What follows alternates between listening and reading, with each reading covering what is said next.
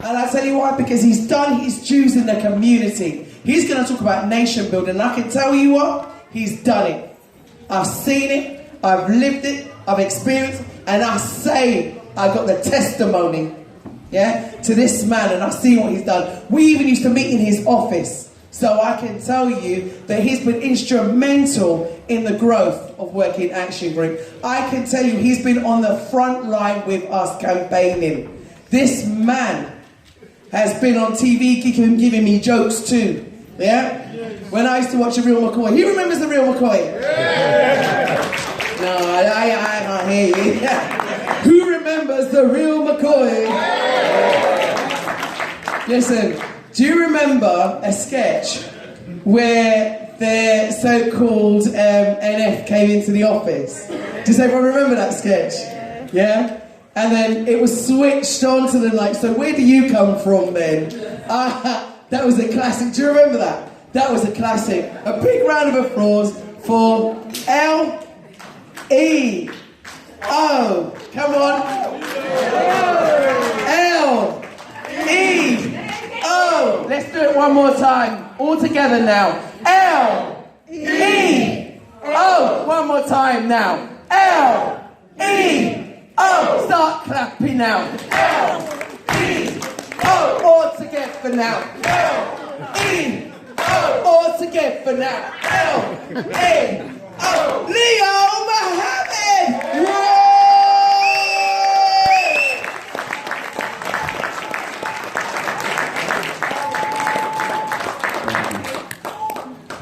In the name of Allah, the Beneficent, the Merciful, whether we say Allah, whether we say God, Jah, Jehovah, Yahweh, there are many beautiful names that human beings use to describe the Creator of the heavens and the earth.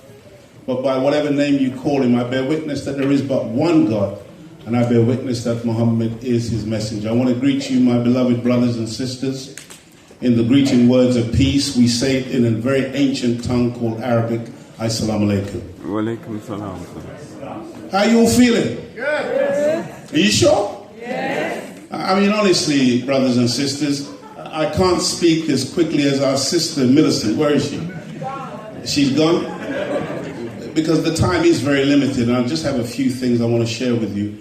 But just suffice to say, before I say what I wanted to say, that today has been very, very inspiring. Have you found it inspiring? Yes. Is this just another meeting? No.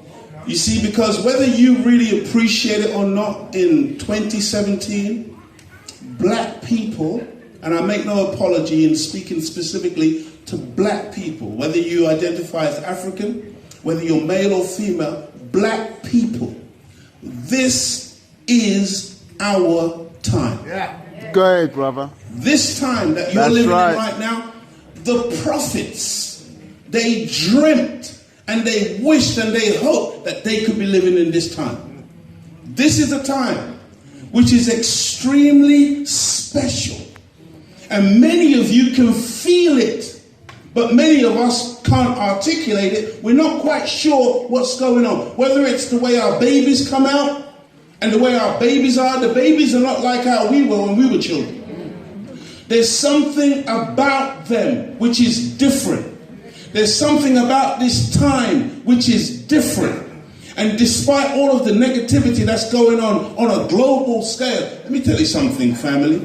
You know, a brother was speaking just now. He's in Africa, he says sometimes twice a month. Believe me, brothers and sisters, Africa is not this downtrodden mud hut place that you get on your news.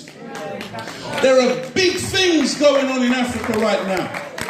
Africa is on the rise. Now, we got some leaders who have sold out. But the masses of the African people and the African land itself, it's still the greatest and richest continent on this planet. And let me say this, family. This event is called Building Communities. In the word building, make no mistake, it's talking about putting things on top of another. It's talking about joining things together. That's what building is all about. Whether you're building an argument or you're building a building, it's about something that is progressive and rising up. Communities. The word community is talking about a group of people coming together, living together, doing together, and succeeding together. That's what a genuine community is. Right now, believe it or not, there really is not a black community in the United Kingdom. Guess what? Guess what? You and I have got to change that.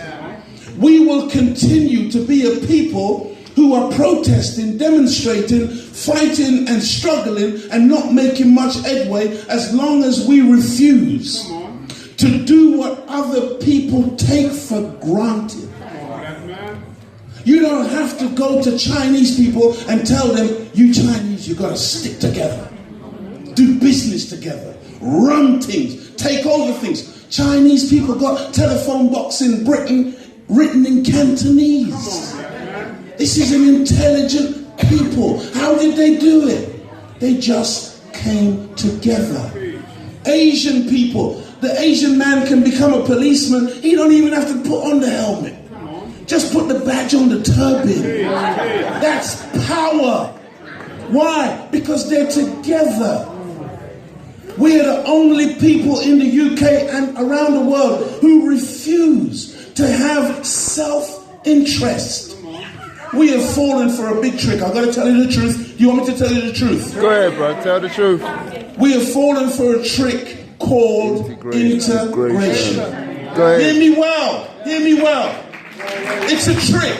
Now, when I said that, some of you got vexed. Can you say, look, see, racism. Let me explain something to you. Let me explain something to you. Please, brothers and sisters, there is not a racist bone in my body. Guess what else? I know that there isn't one in yours. It is not the nature nor the character of black people to hate other people because they are different. That's just not us. So why am I saying this? Because even white people understand, they're not foolish. White people take care of white people. When you look in the mirror and you see your reflection, you've got to love yourself. By loving yourself, it doesn't mean you hate somebody else. But nobody can love you more than you love you. You've got to love you. And stop trying to be other than yourself. Let me tell you something about the real McCoy. They interviewed me, the BBC, they came and headhunted. They watched me on stage performing stand-up comedy. They came to me and they said, oh, we want to make a program, we want to put a black show on. They didn't even have a clue what they wanted to do. They said, but you know, we like what you do and we'd like you to be involved. Initially, when I spoke to the white producer, who is the man called Charlie Hanson, who was the man who was behind programs like Desmond's and some other programs, and I asked Charlie, what's your idea for the program? He said, I said, what's the idea for the name of the program? He said, Flick. I said, well, what does that mean? He said, you know when black people do that? But you can't blame him. It's not for them to do things for us. It's for us to know what we want. I was studying at the time a black inventor by the name of Elijah McCoy. And his inventions were so brilliant that whenever anybody wanted his invention, they would say, is it the real McCoy? He invented the drip cup, which is the device that keeps internal combustion engines continuously oiled whilst they're working. Before that invention, all machinery had to be turned off to be oiled and production would be lost. He invented the ironing board. This is everything just neat and crisp. He invented lubricants, oils. Brilliant man. So I said to them at the BBC, what do you think of the name The Real McCoy? And they looked a bit. So they went away. 3 weeks later they came back. Yes. So that's how we got The Real McCoy. But my point is this, beloved family. Please understand something. Every single one of us in this room today, we have a decision to make, Because the problem with black people is that we are the people of God. Believe me, you know it in your bones. Even now you got some black people who tell you, I believe in no God. We got some like that now. Because we're modern. We're sophisticated. So we don't believe in God no more. But watch that same one. Watch that same one who make that statement. Wait until they get on the airplane. And let the airplane hit some turbulence. You see how quick they remember God. You can't help it. It's your nature. But guess what? We say we love everybody. Do you realize that not everybody loves us? Do you realize that not everybody has got our best interest at heart? Do you know that there are people who sit down in laboratories and in boardrooms to plan our destruction and to keep us down? You've got to know this. You can't be naive and think that everybody is going to embrace you the way you embrace everybody. Because you're the embracer. I'm the embracer. But we got to do something for ourselves.